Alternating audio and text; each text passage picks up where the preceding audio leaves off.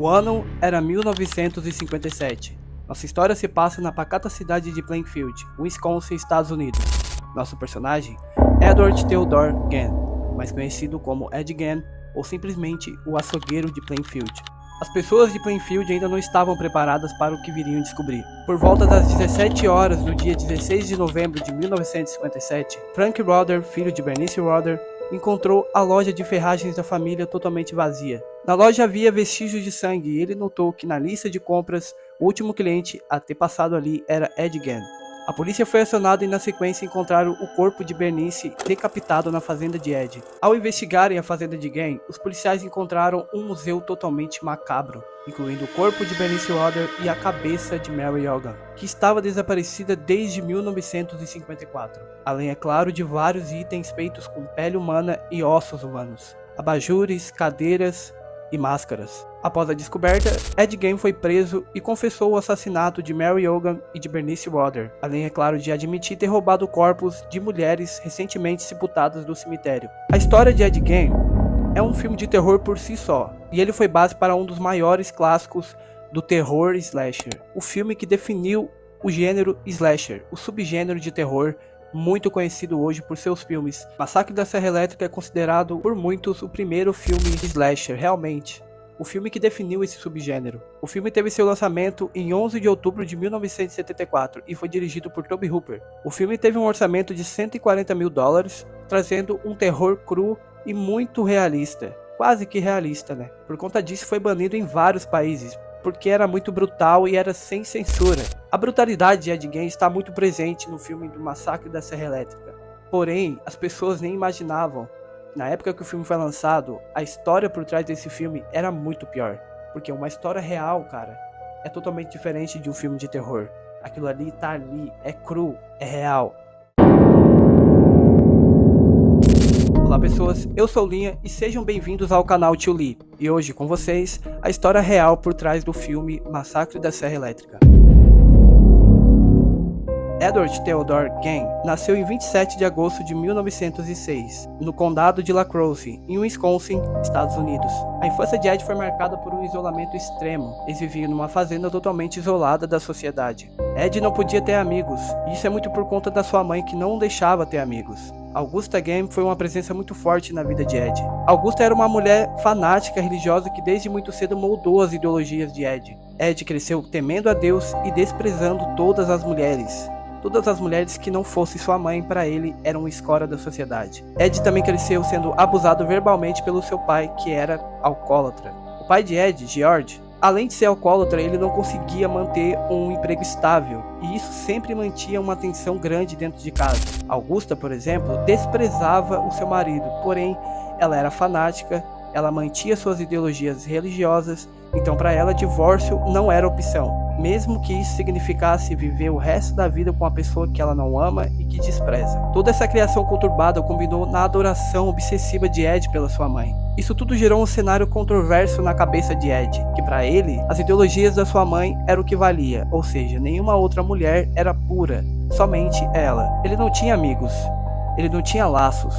Tudo que ele tinha era sua mãe e suas ideias distorcidas sobre o mundo.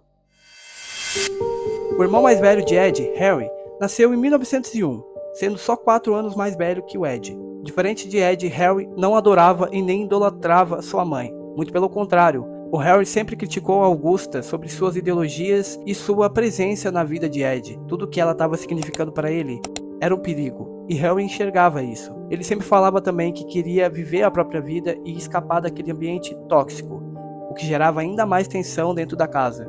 Bom, em 1940, George, pai de Ed, acabou falecendo devido a complicações cardíacas, deixando Augusta e seus 2 filhos. Ed e Harry ficaram sob o domínio total de sua mãe, que aos poucos o seu fanatismo foi tomando cada vez mais conta da insanidade e mentalidade de Ed Gann. Ed e Harry começaram a trabalhar na cidade de Plainfield, para poder pagar as contas e sustentar a casa. E eles eram vistos pelas outras pessoas como pessoas comuns, honestos e trabalhadores. Só que o que muita gente não sabia era que um daqueles 2 estava insanamente conturbado. Ed já não pensava mais como uma pessoa normal. Ele já não tinha mais os pensamentos comuns de outras pessoas. Sua mentalidade já estava totalmente doutrinada pelas ideologias da Augusta, sua mãe. E nesse ponto da história bastava um simples gatilho para Ed sair do controle. E podemos dizer que esse gatilho começou a se instalar na mente de Ed. Em 1944, seu irmão Harry acabou falecendo, e esse acontecimento gera controvérsias até hoje. Ed e Harry estavam queimando vegetais no pântano para limpar a área. O fogo se alastrou e os dois irmãos acabaram se separando. Ed mais tarde alegou que não encontrou seu irmão. Porém, Ed conduziu a polícia diretamente para o corpo de Harry, que já estava em uma área toda queimada e já sem vida. Por mais que Harry estivesse no meio da área queimada, ele não apresentava nenhuma queimadura de alto grau, o que levou o legista a determinar morte por inalação de fumaça, asfixia. Até hoje, há suspeitas que, na verdade, Harry foi assassinado por Ed, pois os investigadores relataram que Harry apresentava hematomas estranhos na cabeça, e o fato do Ed ter levado os policiais até o corpo gera ainda suspeitas maiores, o que levou muitos a acreditarem que na verdade esse foi o primeiro assassinato de Ed Gein, que faria até sentido, até porque Harry não concordava com as ideologias de sua mãe, já Harry era fanático por ela. Bom, só um ano depois de Harry morrer, veio outro baque na vida do Ed. Talvez o principal gatilho que faltava para ele perder totalmente a insanidade. Augusta Gein, sua mãe, acabou falecendo também. Bom, depois disso, Ed, que já era totalmente devoto à sua mãe, desmoronou. E esse fato simplesmente fragilizou ainda mais a sua mente. Ed fechou o andar de cima de casa, que era ali onde ficava o quarto da sua mãe, e transformou aquilo ali quase que num santuário, enquanto o resto da casa continuava na sujeira e em situações precárias. Augusta era a única figura moral na vida de Ed, e depois da sua partida, Ed passou a ficar ainda mais recluso da sociedade. E resultando nisso, com a dor do luto, ele tentou de alguma forma trazer a presença da sua mãe de volta. Ed começou a frequentar cemitérios locais para exumar cadáveres de mulheres recentemente falecidas e que se parecesse um pouco com a sua mãe. Mais tarde, ele confessou ter roubado 9 túmulos para coletar partes de corpo. Segundo ele queria criar máscaras, roupas, todas feitas de pele humana, incluindo um traje de mulher para tentar se tornar sua própria mãe. Só que essa obsessão pela sua mãe já havia saído do controle, e aos poucos ele não se contentava mais só com corpos de cemitério. Então foi aí que em 1954, Mary Olga, com mais de 50 anos, desapareceu da sua taverna em Pine Grove. Um vizinho encontrou manchas de sangue no chão e um estojo de balas deflagrado, mas o corpo de Mary não foi encontrado. Ela permaneceu desaparecida até 1957, quando outro assassinato aconteceu, e isso revelou toda a monstruosidade de Ed Gein. Bernice Rudder, de 58 anos, desapareceu da sua loja de ferragens em Plainfield. O local foi encontrado totalmente ensanguentado e nos registros de compra alegava que o Ed Gein foi o último cliente a entrar na loja, o que levou a polícia na mesma noite a fazer uma revista na fazenda de Ed Gein. O xerife Art Schley foi quem liderou a investigação e a captura de Ed Gein. Foi ele que entrou na fazenda e viu todos aqueles horrores de Ed Gein. Na fazenda de Ed Gein foi encontrado o corpo de Bernice Rudder dentro de um galpão e ela havia sido baleada, decapitada e o corpo estava pendurado de cabeça para baixo como se fosse um animal de caça. A busca na residência de Ed Gein revelou um cenário macabro, incluindo ossos humanos, mobílias feitas com parte humana, máscaras feitas com pele humana. Ed Gein estava no seu vizinho no momento que Art entrou na fazenda e viu tudo aquilo. Ed foi preso e confessou o assassinato de Bernice Rudder e de Mary Olga. No interrogatório de Ed Gein, Arthur Schley perdeu a cabeça com ele, porque simplesmente Ed Gein não demonstrou nenhum arrependimento nem remorso.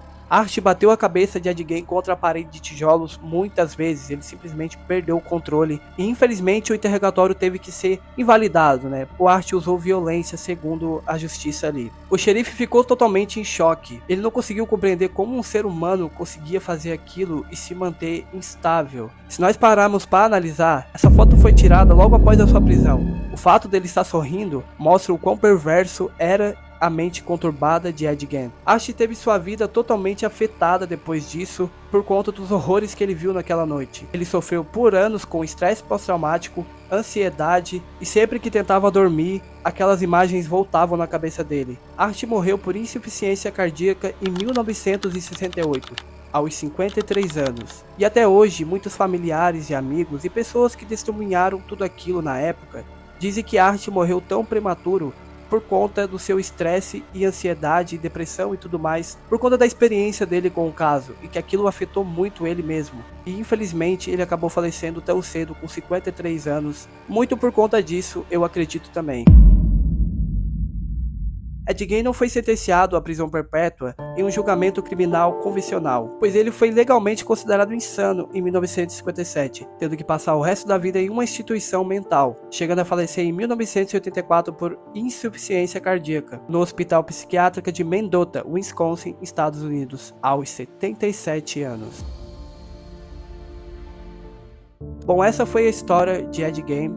Ed Gein é lembrado até hoje pelos seus crimes, mas as pessoas como as vítimas que ele matou, Bernice Wilder e Mary Hogan, até o Art, o Arthur Schley, que sofreu muito pelo resto da vida, essas pessoas merecem tanta notoriedade quanto o Ed Gein. O Art sofreu o resto da vida por conta desse monstro. As duas mulheres perderam a vida por conta desse monstro. A história de Ed Gein inspirou muita coisa aí na cultura pop. O Massacre da Serra Elétrica, Psicose e recentemente ganhou uma adaptação da Netflix em formato de série, algo que está sendo bem criticado também. Bom, é isso, eu espero que tenha gostado desse vídeo. Esse é um quadro novo que eu tô trazendo pro canal, que é histórias reais que inspiram os filmes. Gostei de fazer esse vídeo, eu espero que tenha gostado também. Se puder, deixa o like, esse tipo de trampo aqui dá muito trabalho. Sabe, são horas de pesquisa, horas de roteiro, gravação. Cara, se você chegou até aqui, eu te entreguei esse conteúdo na mão, prontinho. Só deixa o like e se inscreve se você não for inscrito. Vai me ajudar muito e vai me ajudar a manter esse trabalho, porque tá só no começo.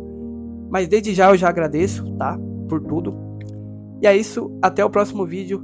Deixe seu comentário se você gostou, hein? Deixe sugestão de vídeo também, porque eu vou estar lendo os comentários. É isso, valeu, boa semana a todos. E fui!